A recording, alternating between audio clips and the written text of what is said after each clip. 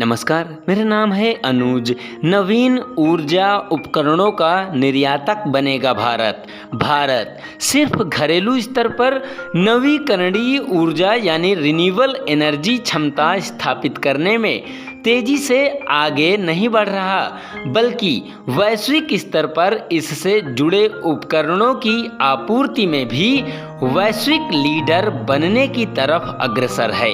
भारत सिर्फ घरेलू स्तर पर नवीकरणीय ऊर्जा यानी रिन्यूएबल एनर्जी क्षमता स्थापित करने में तेजी से आगे नहीं बढ़ रहा, बल्कि वैश्विक स्तर पर इससे जुड़े उपकरणों की आपूर्ति में भी वैश्विक लीडर बनने की तरफ अग्रसर है।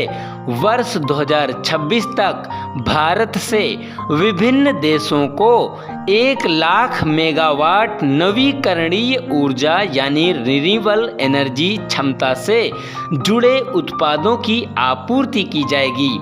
वर्ष 2026 तक भारत से विभिन्न देशों को 1 लाख मेगावाट नवीकरणीय ऊर्जा यानी रिन्यूएबल एनर्जी क्षमता से जुड़े उत्पादों की आपूर्ति की जाएगी। यह जानकारी नवीन व नवीकरणीय ऊर्जा मंत्रालय के सचिव भूपिंदर सिंह भल्ला ने यहां CII की तरफ से आयोजित एक कार्यक्रम में दी। उन्होंने बताया कि सरकार की नीति भारत को सौर, पवन, बायोमास जैसे गैर पारंपरिक ईंधन के क्षेत्र में अग्रणी देश बनाने की है और हम उसमें कामयाब हो रहे हैं। सरकार की नीति भारत को सौर, पवन, बायोमास जैसे गैर पारंपरिक ईंधन के क्षेत्र में अग्रणी देश बनाने की है और हम उसमें कामयाब हो रहे हैं। इस सेक्टर में भारत में अभी तक कुल 78 अरब डॉलर का निवेश हो चुका है। इसमें से 10 अरब डॉलर का निवेश विदेशी कंपनियों ने किया है। उन्होंने इस सेक्टर में मैन्युफैक्चरिंग को बढ़ावा देने के लिए सरकार की तरफ से शुरू की गई PLI यानी प्रोडक्शन लिंक्ड इंसेंटिव स्कीम का भी जिक्र किया, जिसके तहत वर्ष 2026 तक 48,000 मेगावाट क्षमता के सौर ऊर्जा उपकरणों के निर्माण के लिए 24,000 करोड़ रुपए का प्रोत्साहन देने की व्यवस्था है।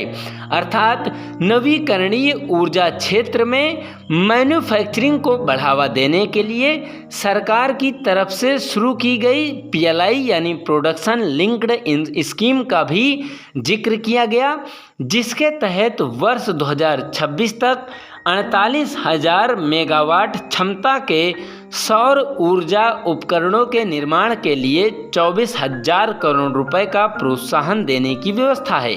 अभी देश में सिर्फ 24,000 मेगावाट क्षमता के सोलर मॉड्यूल और 6,000 मेगावाट क्षमता के सोलर सेल निर्माण की क्षमता है। अभी देश में सिर्फ 24,000 मेगावाट क्षमता के सोलर मॉड्यूल और 6,000 मेगावाट क्षमता के सोलर सेल निर्माण की क्षमता है। भल्ला ने भरोसा जताया कि सरकार की मदद से देश में 1 लाख मेगावाट क्षमता के सौर ऊर्जा से जुड़े उपकरणों के निर्माण की क्षमता भारत में लगाई जा सकेगी। उन्होंने कहा कि हर साल देश में सौर ऊर्जा की 30,000 से 40,000 मेगावाट की अतिरिक्त क्षमता लगाई जा रही है। अर्थात उन्होंने भरोसा जताया कि सरकार की मदद से देश में 1 लाख मेगावाट क्षमता के सौर ऊर्जा से जुड़े उपकरणों के निर्माण की क्षमता भारत में लगाई जा सकेगी। उन्होंने कहा कि हर साल देश में सौर ऊर्जा की 30 से 40,000 मेगावाट की अतिरिक्त क्षमता लगाई जा रही। यह PM नरेंद्र मोदी के वर्ष 2030 तक निर्धारित किए गए लक्ष्य के अनुरूप है। वर्ष 2030 तक भारत की कुल स्थापित ऊर्जा क्षमता का 50% नवीकरणीय ऊर्जा का होगा। वर्ष 2030 तक भारत की कुल स्थापित ऊर्जा क्षमता का 50% नवीकरणीय ऊर्जा का होगा। पिछले कई महीनों विवादों में फंसे अडानी समूह ने ग्रीन हाइड्रोजन सेक्टर में 50 अरब डॉलर के निवेश की घोषणा की है। यह निवेश 10 वर्षों में होगा और इससे भारत में ग्रीन हाइड्रोजन सेक्टर से जुड़े सभी तरह का इंफ्रास्ट्रक्चर तैयार किया जाएगा। सरकार की तरफ से ग्रीन हाइड्रोजन मिशन की घोषणा के बाद यह किसी भारतीय कंपनी की तरफ से घोषित सबसे बड़ी निवेश योजना है। कंपनी ने जापानी कंपनी कोवा समूह के साथ मिलकर बराबर साझेदारी का एक संयुक्त उद्यम स्थापित किया ताकि ताइवान, जापान व हवाई में ग्रीन हाइड्रोजन का निर्यात किया जा सके। यह हाल के महीनों में वैश्विक स्तर पर ग्रीन हाइड्रोजन सेक्टर में सबसे बड़ा समझौता है। अडानी समूह ने बताया कि 50 अरब डॉलर की निवेश योजना से शुरू में ही देश में 10 लाख टन ग्रीन हाइड्रोजन का उत्पादन शुरू हो सकेगा।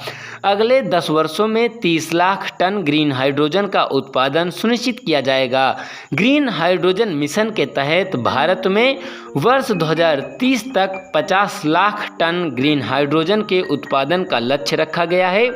अर्थात ग्रीन हाइड्रोजन मिशन के तहत ग्रीन हाइड्रोजन मिशन के तहत वर्ष 2030 तक 50 लाख टन ग्रीन हाइड्रोजन के उत्पादन का लक्ष्य रखा गया है। सरकार ने ग्रीन हाइड्रोजन मिशन के तहत करीबन 19,744 करोड़ रुपए की सब्सिडी देने का ऐलान किया है।